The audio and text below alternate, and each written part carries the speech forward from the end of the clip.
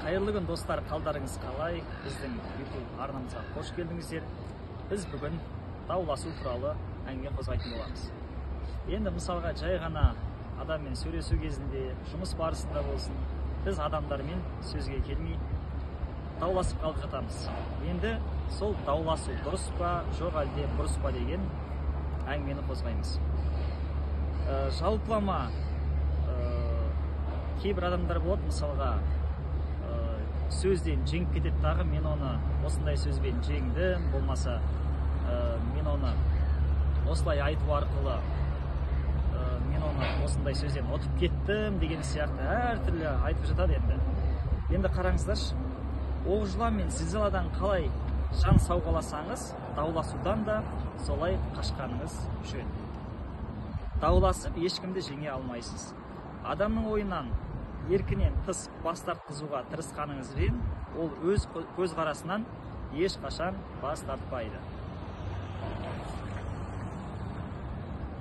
Дана қарт Бенджамин Франклин былай деп отырушы еді: дауласып, қарсыласып ұрысқан кезде кейде жеңіске жетуіңіз мүмкін, алайда бұл жеңісіңіздің құны көп дейін.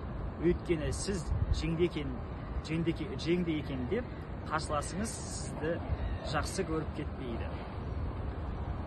Олай болса, өзіңізге не керек екенін шешіп алыңыз. Сізге жеңіс керек пе, әлде адамның сізге деген жақсы көзқарасы керек пе?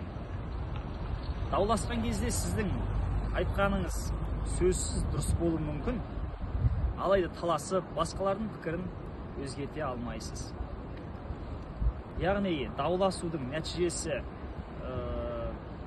кикілжіңге ұласып, адамдар бір-бірімен мүлдем араласпайтындай нәтижеге жетуі мүмкін. Сондықтан дау дегеніміз ол жақсы емес. Дауды шешудің түрлі жолдары бар.